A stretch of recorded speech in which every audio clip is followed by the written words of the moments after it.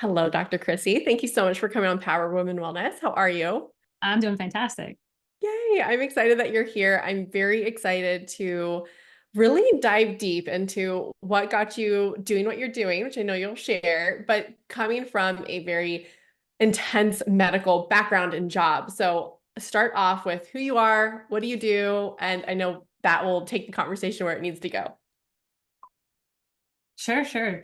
So, I'm Dr. Chrissy, and I am a trauma surgeon by training.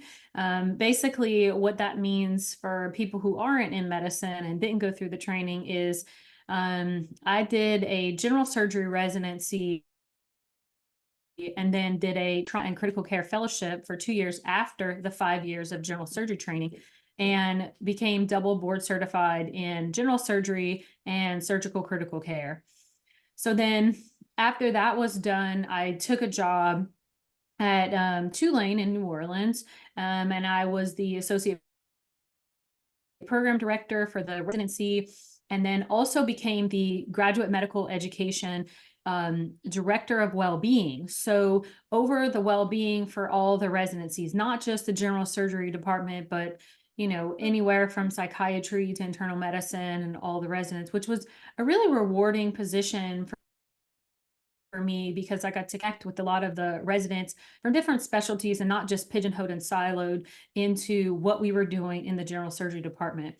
Luckily, my chair of surgery was very proactive in wellness, and she was really pushed forth a lot of the initiatives that we started in the surgery department to spread school-wide at Tulane. Um, I will say during the early part of my career, I was single and was looking into going to freeze my eggs. You always looked into this or thought about it early in your career, but no one really was advocating for it for, you get done with your training because first of all, you don't have time, you don't have the money, and it's a Yeah. little intimidating to ask people to let you have time off to do something that is what a lot of people call elective. Yeah. And so I started to get the ball rolling with that. And when I went to my first appointment, I found out that I had diminished ovarian reserve, which just means I don't have that many eggs left to be able to even freeze my eggs. And so I actually had the REI work with me. REI is the reproductive endocrinologist. And she canceled my cycle because of the egg retrieval because I didn't have enough eggs to even retrieve. And so that was Wow. pretty devastating for me at first. And so from there I took this deep dive into how can I increase my well-being to the point where my body is not experiencing the stress, the environmental toxins, anything that I thought would not be good for my long-term health. I was like, okay, I need to get rid of it. I need to Yeah. stop it, and I need to figure out how. Yeah. And so I did a lot of research on that and a lot of, Facebook communities that help guide on this were really supportive in, telling you what you needed to do to try to get this thing, get your body right. And it was interesting is, as a surgeon and a high performer and always want to achieve, you want a to-do list, I was really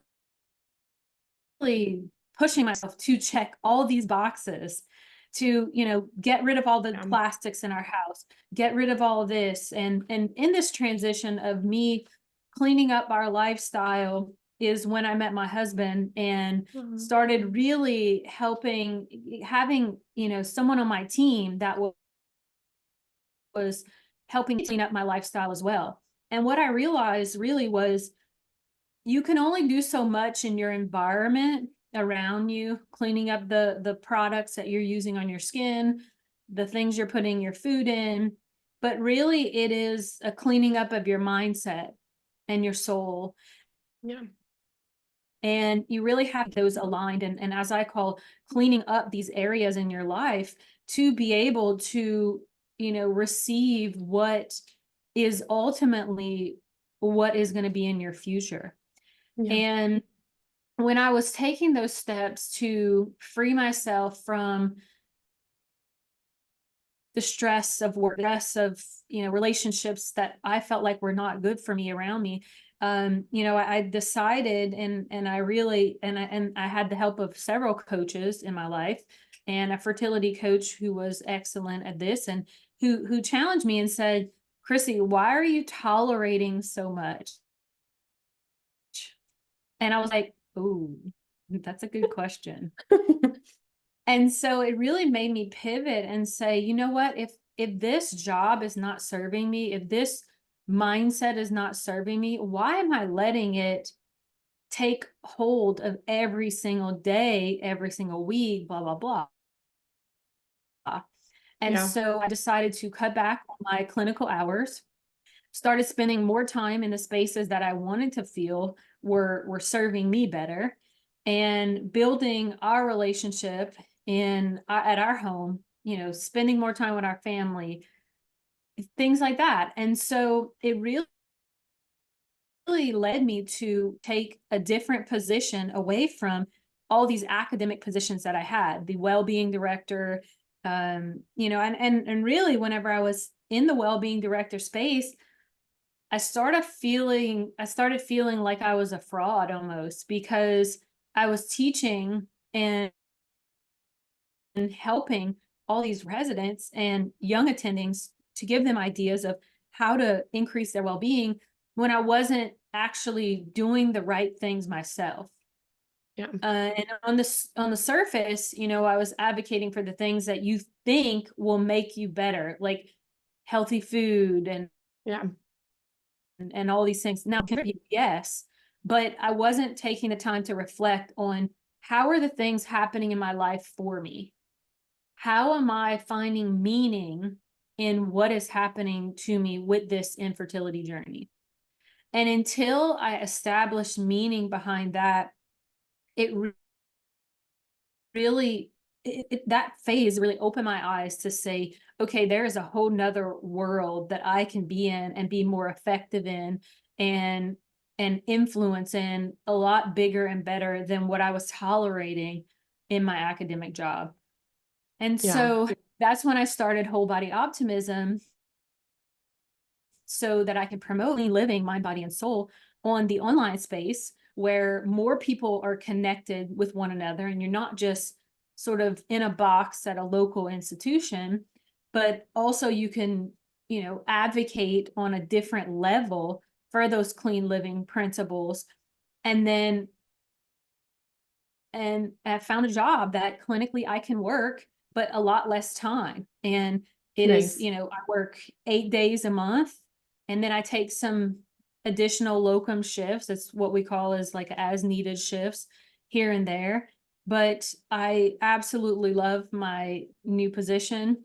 It allows me the flexibility and the freedom to still work clinically as a trauma surgeon, but then also let me be online and connect with my clients online and really help with one-on-one coaching. I have a couple of courses out there that people that are intimidated maybe by coaching, that they want to start there. And they want to learn, or people like yourself that find me and just find inspiration and motivation just from, the things that I post, the things that I've been through, and opening the conversation. There's so many people out there that are on this fertility journey that Yeah. are at different phases of where they are. Maybe they just found out that they have infertility and they don't even know where to go. They don't know, Yeah. like, oh, is what should I be having in my kitchen? What should I be having in my household? Things like that. To how should I be thinking about this? And Yeah. how should I be thinking that this is happening for me, not to me? And it really is when someone explained the victim mentality to me, 5+ years ago, it really made me reflect on how I was interacting with people and how I had a choice. And that's the Yep. thing that a lot of people, I feel like, especially in medicine, you go through this training, you go through even, at level, nurse, physical therapist, dentist, whatever profession you choose to do, you feel like you're pigeonholed and you have to do this certain thing once you're done because maybe your mentor did it or your boss or someone, Yeah. and you have to be put into that box. Well, I'm here to tell you, like, you can craft your position how you want it to be. Like, look at people out there and see what makes you just light up, what brings you joy. I love connecting with people. I love helping people understand that there's a different way to think of things, Yeah. and there's a different way to treat mind, body, and your soul. And there's a much cleaner way to do it. And that's the whole birth of whole body optimism. No, I love that. And there might be a little bit of a delay with audio. So sorry if that's on my end as well. But it is so discouraging too to see high quality professionals leaving the field because the quality of life is so poor. Where do you feel like, I don't know, is there like just things that come to mind that's like if this changed, this would change the quality of healthcare for our providers? Because I do feel like there needs to be a Sure. revolution in this. I feel like we can't sustain it. And I think we definitely saw that during COVID, people leaving the field left and right, which I totally get why. But I'm like, we still need you. So Right, right. No, what are some I initial totally things that you're agree. like, this needs to be changed? Right. No, I totally agree. I think that a lot of physicians and providers out there, um, I, I felt like you kind of, when you finish residency, you are getting kind of in this stuck pattern of do. And you don't realize until someone points it out to you, or you have the availability of this to perform at the top of your license.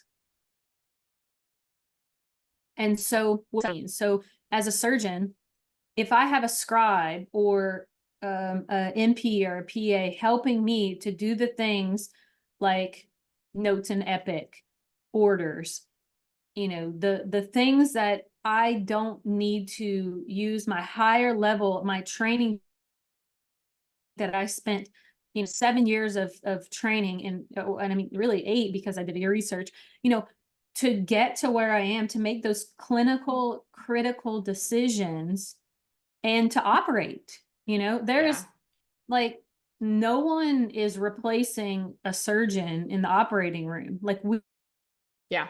we will always have that job to be operating. So why are we not put in that position to do that more frequently and have people, maybe even AI scribing, as you have an encounter. And I know places are doing it Yeah.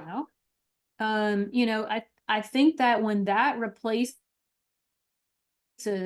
the tasks that just clutter our minds, and what Yeah. I think, and I think administration and C-suites and whatnot, they don't see the value necessarily up front because they think it costs more money. Well, what people don't realize is when we're having more time to dedicate to operate, we all know, I mean, if you're not a surgeon and you're not in hospital administration, maybe you don't know this, but the surgeons make a lot of money for the hospitals. And they will make this Yeah. very clear to you as far as your productivity and how important it is to them in their revenue goals every year. So to me, I would think that they would want us doing more of that. They would want a critical care intensivist taking care of critically injured patients and not the mundane, Yeah. kind of lesser tasks that can be done by other people. Yeah. So I think until we have this shift into practice, efficiency of practice, and Stanford has this beautiful three-prong approach to professional well-being, and one of those, which I think is very critical, is efficiency of practice.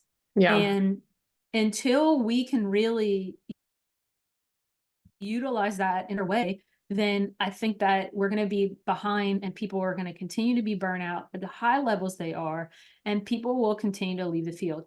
Now, I'm not saying it doesn't exist everywhere, because there are jobs out there that are using scribes, that are using, a nurse practitioners, the place that I work at now, it's a great use of efficiency of practice. And I Nice. do feel like I'm, operating at the top of my license. And so it leaves me less, I'm not burnt out when I'm there. It's Yeah. lovely. Yeah. I feel like it's Because working smarter, not harder. it absolutely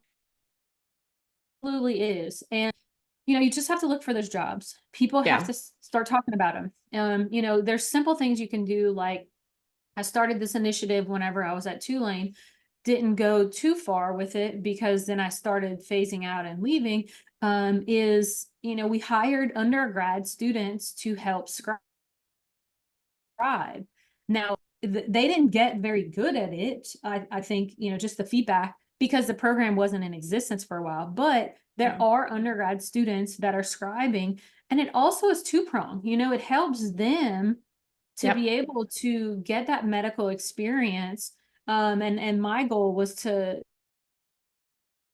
target underrepresented medicine. And so that they came and worked with us, and then they had a better chance when they applied to medical school. And so, there's people that are doing things out there, and it was all work study funded. Yeah. So it doesn't have to cost an institution a lot. There's creative ways that you can get help and improve and work smarter, not harder. No, Yeah. absolutely. So I Yeah. think that, and I know a lot of institutions now, some of them are now kind of narrowing down their leadership positions because they realize over the last 5 or so years that we're putting a bunch of people in this leadership position, the chief of this, chief of that, section line this, whatever. And they're realizing that that costs a lot of money. And now they're trying to you know, tear those down, which is good and bad, like sometimes you need those leaders Yeah. there, Yeah. but at the For same sure. time, I get they're trying to but I mean, yeah, Yeah. Yeah. Yeah. I know. Well, C-suite restructuring. yes. And I think one day everyone will have to be forced to because they're going to start seeing people leave the field. So they'll just have to Right. change. So we Right. look forward to that time. And I know kind of going back to mindset, which is huge. And I was like, yes, yes, yes, all of that. What do you feel like has been a couple things that really helped you change your mind? Because I know, so I hate the term victim mentality, but it's so true. It's so true. And I'm like the excuse remover. So like someone can't use any excuse with me because I'm like, no, I've been busy. I've got this. But it is true. We kind of lean back on victim mentality, whether people know it or not. So what do you feel like has helped you with your mindset change? Because it is hard. Yeah, no, that's a great question. And I do feel like I implemented meditation and prayer for a very long time, for the last, I would say, almost 4 years, has really changed the way I think. And I do believe that Joe Dispenza talks a lot about neuroplasticity and Yeah. how we can actually change the structure of our minds, which then changes how we communicate with people, how we respond and not react. I do feel like there is a big component of that when we take the time to meditate and prayer and centering and whatnot, it really gives the mind a chance to rewire and restructure in a more calm way.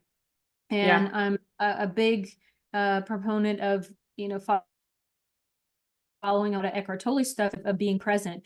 And he talks about being in the present moment. Our mind is not cluttered with the future or worrying about regret in the past. We're focused on the present moment. And how can we practice this sense of gratitude and just what does it smell like right now? What does it look Yeah.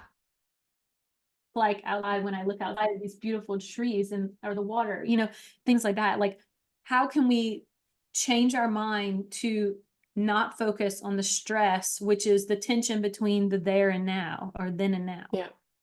Yeah. And I truly believe the more we can pause and take the time to actually let our minds just Breathe. not Think, think, not think. not think, just stabilize. Yeah. And really that has helped me to the neuroplasticity has changed in my mind so that whenever something happens, when someone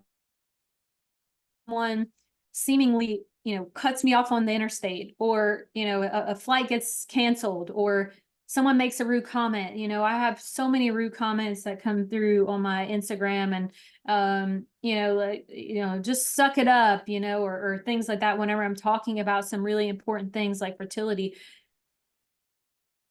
I've really that what people say is a reflection of their own Yeah. reality.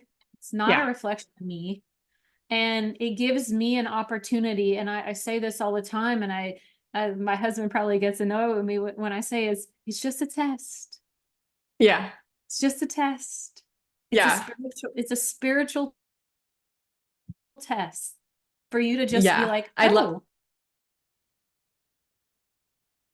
oh, I mean, I love that perspective shift. And I feel like you can do that everywhere.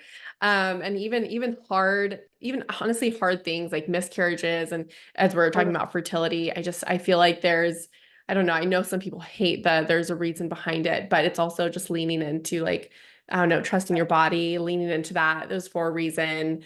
I guess in that way, but I don't know. I'm naturally more of a glass half full type of person anyways. So I feel like sure, this naturally comes a little bit more natural to me than maybe other people sure, that sure. maybe have started like glass half empty. And so kind of changing it, like it's almost like when the thought just comes in your head, a lot of it, like you said, is just like the future. It's fear. It's not even reality. And just kind of switching Right, immediately right, to what is truth. Like this might be a fear and what's I'm thinking about, but what is actually truth and what's going on? And then you'll find that actually there's not a lot of, at the end of the day, it is just fear. right. Right. How And did, the fear is about the future is all, if you have fear about what's happening in the future, it's all based on your past experiences. yeah, If you think about it, if you're fearful yeah, about the things that are going to happen in the future of your life, it's all conditional in response to whatever has happened in the past. So if you can change and reframe the way you see things that happened to you in the past, you're not bitter about that. yeah. You felt like it was a growth opportunity. You felt like you became a better person because of the past experiences, then you're not going to fear as much of what's coming forward. Mm. Yeah, so much truth. So much truth. And then how do you incorporate that into your day? So like is there a time of day that's just like that's your Sure. go-to? And I know obviously you're busy and you got things going on. So how do you Sure. just make priority for it? Yeah, so I always wake up an hour and a half before I have to leave the door. So usually, well, with my schedule now, I have a lot more flexibility, and I'm working a lot more at home with my computer and Zoom meetings, and the Yeah. podcast and my clients and stuff like that. Now, if I have to be in for a shift, I just rewind from there, and I always try to be in bed at 9 or 10, and then kind of work back from there. If I need to go to bed a little bit earlier, I go to bed a little bit earlier, but I always save at least 8 hours, sometimes 8.5 hours to sleep, because sleep is so important, Yeah. and it is underutilized by Yeah. people who are not in the right frame of mind. And series on sleep that I learned from sleep specialists that is in my podcast, and literally just don't realize how many people out there that are not, I talk to surgeons all the time. They're like, oh, 6 hours is all I need. I'm like, ah, I you need know. more. You need so much more. So get the 8 hours, 8.5. And then I wake up and I spend this hour and a half where I either listen to a guided meditation or a sound bath. I have a grounding Mm, mat if I can't be outside with my feet on the ground. mm, Really use that time, put my headphones in my ears, where I can still hear the birds chirp, but also tune out, a majority of the distraction, and listen to whatever I need to listen to, close my eyes, think about it, practice gratitude. I journal after that, journal about the things that came to me during my meditation, and list at least 3 things that I was grateful for the previous day, and not things that are necessarily like I'm grateful for my health. I'm grateful for being alive. I'm grateful for a house, but no, like, why and how are you grateful for Yeah. that? I'm grateful that I have the schedule that I have. We can go take the boat out now. We Yeah. have this time, that we have this moment together, that we can spend this more quality time. And I don't just write it down or say it out loud. I actually savor that moment, Yeah. because when you savor things like that, savor a flavor of something, it actually increases your happiness. And Yeah. so taking the time during after that meditation, realizing how grateful I am for, having the brothers that I have, the sister-in-laws that I have, and maybe we had a meaningful conversation the day before, and I really think about that and I savor that.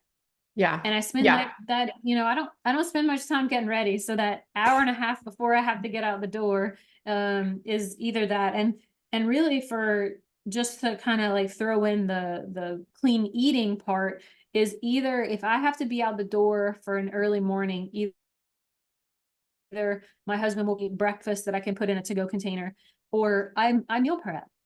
Yeah. And it's very easy to do. I'm very mindful about having a lot of protein, and every breakfast should have a protein, a veggie, a Yeah. starch, fat. Yeah. And I'm always very mindful of that, to make sure that that is colored on my plate, because sometimes when I have a busy morning, I don't have time. And a lot of people are like this. I don't have time to sit Yeah. down and have another, eat again until noon. And, I'll always be mindful to bring snacks, almonds, you know, clean bars, things like that I always have either in my white coat or my pocket, because I know if I start to get hungry, you don't want to see me hangry. And It's not and good for and anyone. yeah, not good for anyone. And honestly, like, you have to know your body.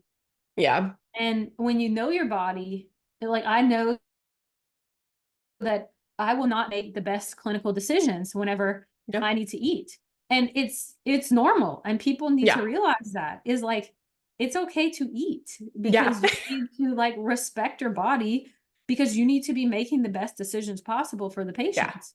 And I think that's 100%. like a culture that,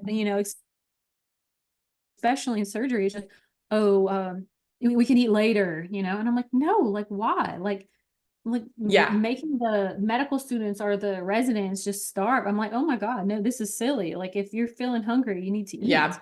Yeah. I love that. And I love everything too that you stated. They're all free. I mean, obviously food, like you gotta buy, but like grounding and getting outside Right. and just taking a beat. Like the thing that changes is just the time, but it's all free. So we can't even use the excuse of, oh, it's too expensive to like do there. I mean, there's so many things out there. Sauna, there's red light, and those are all great and fantastic. And I love it. And if you can, great. But if you can't, like, there's still so many things that you don't have to even spend money on, that you just can just incorporate. But I too, like, I love doing gratitude. And when I do gratitude, I usually try to look for things too that I don't take for granted, but it's easy to take for granted until something happens, right? So like when we get sick, I take for granted being able to breathe out of my nose. So I always try to find something that I just kind of bypass because it's normal. Yeah. I love It could be my legs. Like what if I lost a leg? Mhm. I'd like to make sure that I'm very grateful and pulling things out that are just kind of overlooked often, and just making sure I'm grateful for those things, because I would say that's probably the easiest thing. I do the three things I'm grateful for too. And it's like the easiest thing to like start your day off right, in the right mindset, positive, that. So I love that. Well, I Totally. know we have to wrap up, but share with us more about where can people find you? Like, what's your podcast? I know you mentioned it. Would love to hear that. And I know you gave us a little link to a freebie of top 3 or top 20 pantry swaps. So I'll put that in the show notes, but share where people can find you. Sure. So I'm pretty active on Instagram, and it, goes to Facebook too. So you can find me there at Whole Body Optimism. And then I do have a podcast, and I talk about clean living, mind, body, soul. It's geared more toward healthcare professionals. Cool. And, I review an article every once in a while, and then I have a lot of guests on my podcast. and I tell some personal experiences as well. Um, Nice. and then if you want to work with me, you can send me a message on Instagram or link in my bio. And I do one-on-one coaching, and that's, purely set up by, people reaching out to me and connecting. And sometimes I open some slot under if you want to work with me. And then I also have some courses that are also, you can find them on my link tree. And I also have a website, wholebodyoptimism.com. I do have a Perfect. few freebies, but the top 20 pantry swaps is a great one. It has Yep. some common things that we have in our household and what you can swap them to, which are cleaner versions of it. And also on that PDF document, you can simply just click on it and it takes you right to Amazon and you can purchase it that easy. So Nice. I've just finished my Amazon storefront, so I'm going to be posting that pretty soon too. So super Yay. excited. It's a nice and just a one-stop shop if you're confused about cleaning products, even some makeups I put on there, household Nice. products, appliances, snacks, sweet treats, things like that, that are all simple ingredients that have clean living all written all over them. It's so easy to just go to the Amazon storefront and you can find it. Nice. I love that. I know it's kind of a pain to set up Amazon storefront and stuff, but it's so nice when it's done because you're like, oh, just direct them there. And then you have to organize like kitchen and bathroom and all the Yes. things. Yes. I mean, I wish someone could have done that for me when I was a younger Yeah. version of myself. So it would have been easier for me to just be like, okay, like I research things to the T, and and there's some stuff that always comes out that the lead is higher in this Yeah. product, or like and whatnot, and that's things that you can't really adjust for because Yeah. they're not available published data. But at least Yeah. the ingredient list is clean. Yes. There's no seed oils, there's no hidden sugars. I only do like low glycemic index, only coconut sugar, maple syrup, honey, and Yeah. dates for sweeteners, which are known to be better for your body anyway. Yeah. Yeah. Yeah. So it's just a easier way. Yay. Well, But thank yeah, you of so much for coming on. And everything will be in the show course. for anyone wanting to connect with you. Awesome. Thank you so much for your time.